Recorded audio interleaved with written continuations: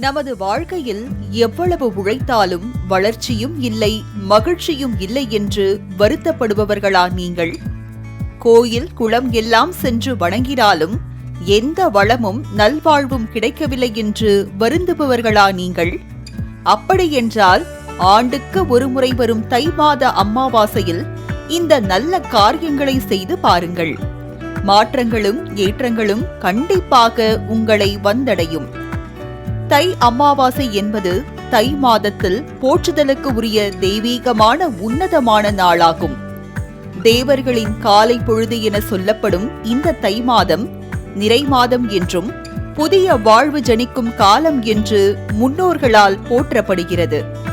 விவசாயத்தின் அடிப்படையில் மட்டுமல்ல, ராசி சுழற்சிகளின் அடிப்படையிலும் தை மாதம் முழுமை பெறும் மாதம் என்பதால் தான் தை பிறந்தால் வழி பிறக்கும் என்று விதியுடன் ஒப்பிட்டு சொல்லப்படுகிறது. தை மாதத்தில் வரும் அமாவாசை நாளில் உமையவனும் உமையவளும் பக்தனுக்காக திதியும் விதியும் மாற்றி திருவிளையாடல் புரிந்த நாளாகும். பக்தனின் பக்தியை மெச்சிய பார்வதி தேவி யுகத்தின் சக்கரத்தையே சுழற்றி இருள் நிறைந்த அமாவாசை தினத்தை ஒளி நிறைந்த பௌர்ணமியாக மாற்றிய அதிசய நிகழ்வை அறிந்து இந்த நாளின் பெருமையை உணர்ந்து கொள்வோம்.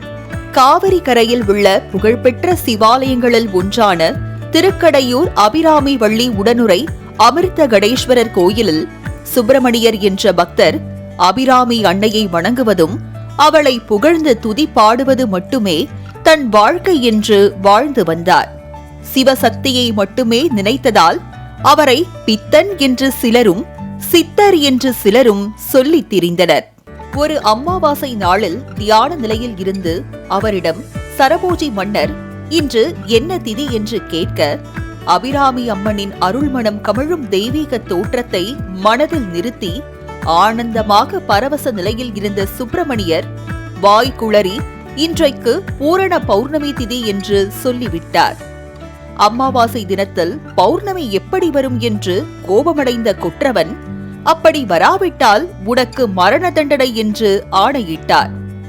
அன்னையின் மீது வைத்திருந்த அளவற்ற நம்பிக்கை கொண்ட சுப்பிரமணியர் இன்று அபிராமி என்னை காப்பாள் என்று கூறி ஒரு ஆழமான குழியை வெட்டி அதில் விறகுகளை அடுக்கி தீ மூட்டினார்.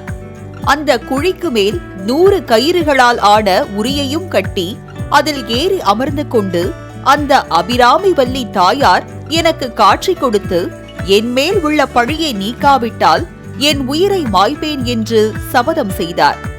பிறகு அபிராமி வள்ளியை நினைத்து உதிக்கின்ற செங்கதிர் உச்சித்திலகம் உணர்வுடையோர் மதிக்கின்ற மாணிக்கம் மாதுளம் போது மலர்கமலை என்று பாட பாட அன்னை அபிராமி வள்ளி அவருக்கு காட்சி கொடுத்ததோடு தன் காதில் அணிந்திருந்த கம்மலை கழற்றி வான்வெளியில் வீசி எறிந்தாள்.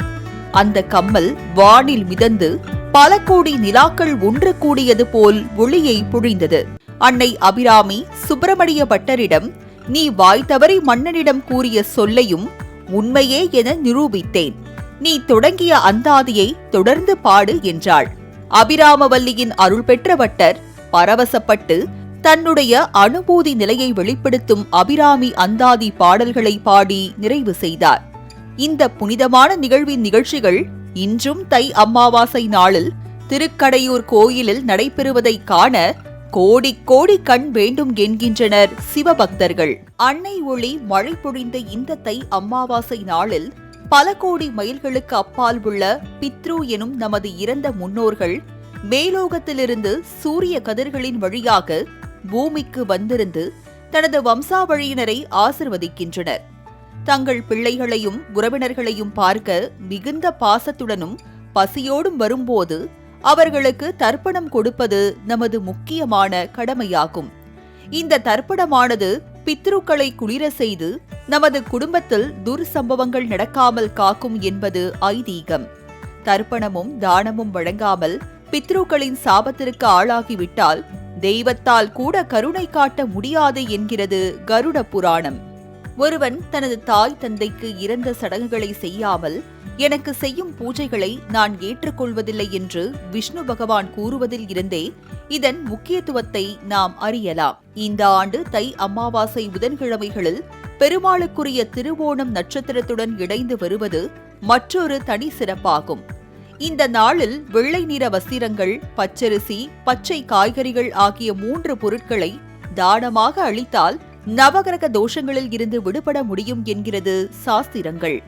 தை அமாவாசையில் கடல் உள்ளிட்ட நீர்நிலைகளில் முன்னோர்களுக்கு எள்ளும் தண்ணீரும் இறைத்து விடுவதால் அவர்களை திருப்தியடைந்து நம்முடைய பாவங்கள் மட்டும் இன்றி நமக்கு முந்தைய தலைமுறையில் இருந்தவர்கள் செய்த பாவங்கள், பித்ரு காரியங்கள் செய்யாமல் விட்ட குறைகள், தவறுகள் ஆகியன நீங்கி நன்மைகள் அதிகரிக்கும் என்பது சித்தர்களின் வாக்காகும். தர்ப்பணத்திற்கு தை அமாவாசை நாளில் முன்னோர்களுக்கு விருப்பமான உணவுகளை படைத்து வழிபடுவது பித்ருக்களின் ஆசையை பெற்றுத்தரும். அதனால் நம்முடைய பாவங்களில் இருந்தும் விடுபட முடியும். நாம் இன்று அனுபவிக்கும் நற்பலன்களுக்கு காரணம் நம் முன்னோர்கள் சேர்த்து வைத்துள்ள புண்ணியம்தான். அதை நம் பிள்ளைகளும் பெற்று பயனடைய அதை தொடர வேண்டும். பெற்றோர்கள் செய்யும் நற்செயல்கள் பிள்ளைகளுக்கு கட்டாயம் போய் சேரும். எனவே நீத்தார் கடன் செய்வது என்பது மனிதனாக பிறந்த ஒவ்வொருவரும் செய்ய வேண்டிய கடமையாகும். வாழ்வில் உயர்வடையவும் மனம் மகிழ்வோடு வாழவும் ஆலயங்கள் மட்டும் இன்றி நம் முன்னோர்களுக்கு செய்ய வேண்டிய நற்காரியங்களையும் தை அமாவாசை நாளில் நிறைவேற்றினால் நிச்சயம் தீமைகள் நீங்கி வளமோடு வாழலாம். தை அமாவாசையில் முன்னோரை வணங்குவோம், அவர்களின் ஆசையை பூரணமாக பெறுவோம். மாலை முரசு செய்திகளுக்காக செய்தியாளர் ராஜ்கமலுடன் கலைமாமணி நந்தகுமார்.